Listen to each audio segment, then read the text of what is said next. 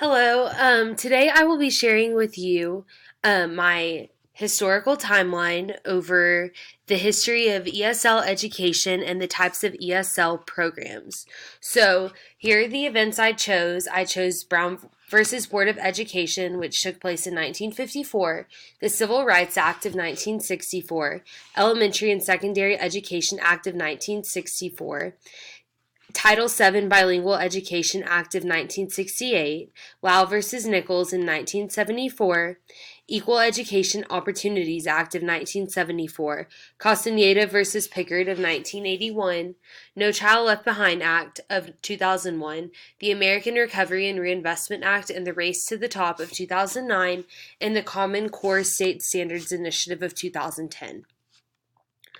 I'm going to start with the Brown versus Board of Education. So the Brown versus Board of Education was a landmark Supreme Court case that took place in 1954. Oliver Brown filed a suit against the Board of Education of Topeka, Kansas in 1951 after his daughter Linda was denied entrance to Topeka's all-white elementary schools. Supreme Court justices ruled unanimously that racial segregation of children in public schools was unconstitutional. Brown versus Board of Education helped to establish the precedent that separate but equal education and other services were not equal at all. The decision made on May 17, 1954, stated that in the field of public education, the doctrine of separate but equal has no place, as segregated schools are inherently unequal. As a result, the court ruled that the plaintiffs were being As a result, the court ruled that the plaintiffs were being deprived of the equal protection of the laws guaranteed by the 14th Amendment. Brown versus Board of Education has made it clear that ELLs cannot be fully separated from students. Oh my gosh. ELLs cannot be fully separated from students throughout their education under the guise of helping them learn English. It also made clear that the state is responsible for providing students with equal educational opportunities, opening the way for high-quality bilingual programs.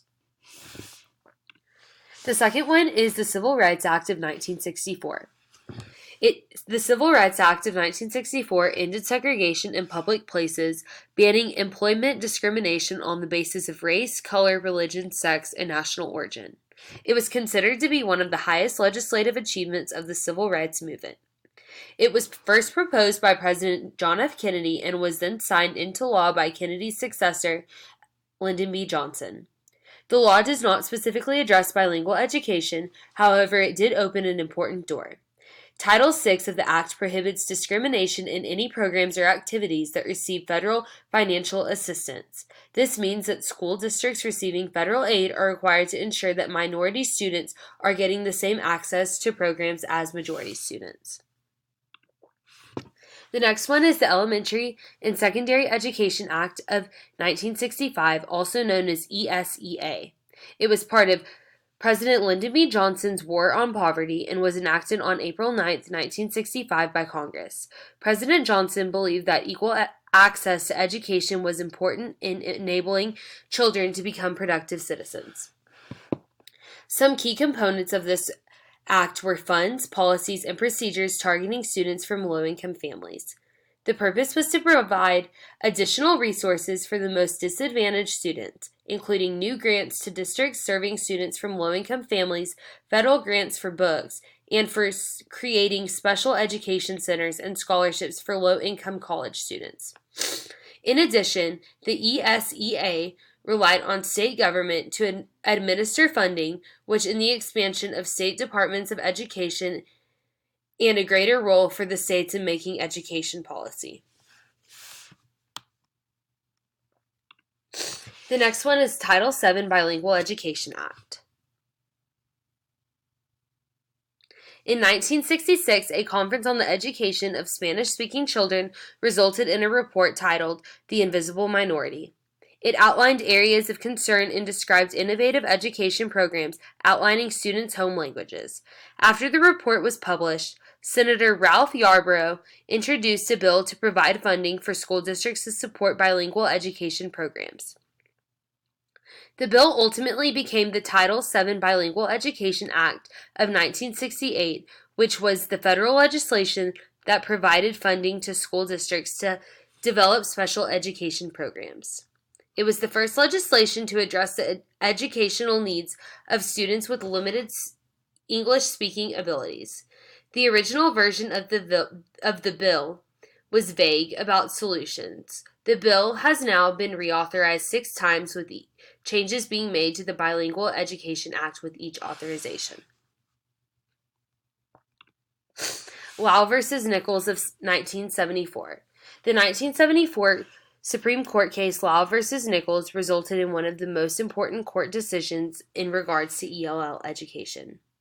Chinese American students in San Francisco were placed in mainstream classrooms despite their lack of proficiency in English. They were essentially left to either sink or swim. The school district didn't see anything wrong with this and argued that they were receiving the same equal treatment as the other students. Justice William Douglas strongly disagreed and argued there is no equality of treatment merely by providing students with the same facilities, textbooks, teachers, and curriculum. For students who do not understand English are effectively foreclosed from any meaningful education. The court's decision led to the U.S. Department of Education's Office of Civil Rights to create the Lau remedies after they noticed districts were ignoring the needs of ELLs.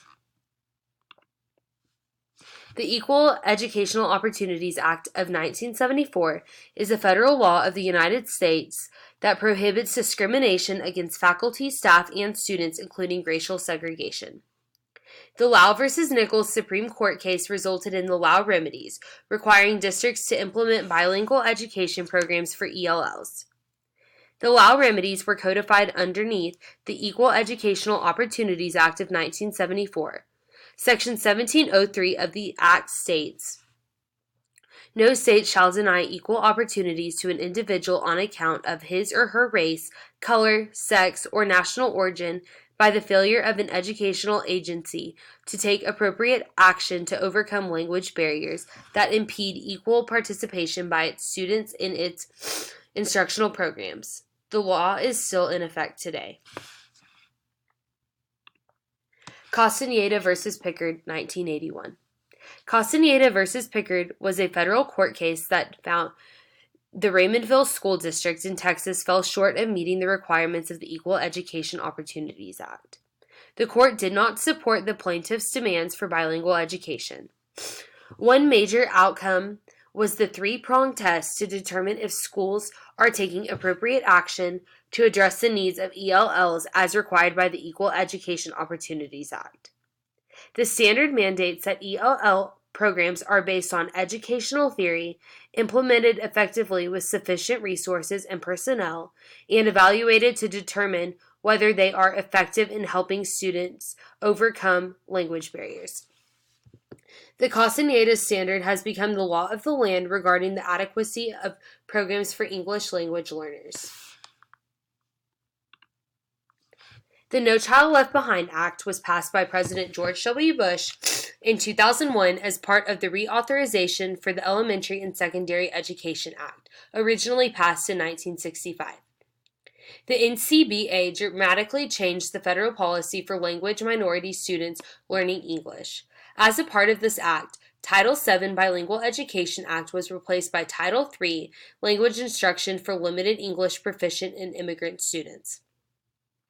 The word bilingual was removed and replaced with Limited English Proficient, LEP, to depict students with a deficit view. Another important feature of the NCLB Act is Title I, improving the academic achievement of the economically disadvantaged. The NCLB is the law of the land. By 2014, states were granted flexibility with Title I, however, the requirements to Title III still remain intact today. The American Recovery and Reinvestment Act and Race to the Top, 2009. The Obama administration provided many education reforms through the American Recovery and Reinvestment Act of 2009, also known as ARRA, including over $44 billion in education funding. In 2009, Obama announced a new program, a part of the ARRA, called Race to the Top, RTTT, which provided over $4 billion in grants for states to begin education reform efforts. By 2012, almost half of the states were awarded RTTT grants. The states must follow 4 general requirements to use the funds. Common Core State Standards Initiative 2010. The Common Core State Standards Initiative is a state-led effort to develop language arts and mathematics standards that states voluntarily adopt. The CCSS are designed to raise the bar and ensure all high school graduates are prepared for the academic rigors of college coursework and demands of the workforce. States began adopting the CCSS in 2010, and by 2014, 43 states participated. The Common Core State Standards does not replace the state English language proficiency standards or specifically address ELLs, but it does include specific language standards to develop the academic language of all students. And then I have my bibliography. As you can see, all 10 of these events have been used to help shape the ways that that ESL education is perceived and have shaped ESL programs. Thank you so much for watching, and I hope you enjoyed it.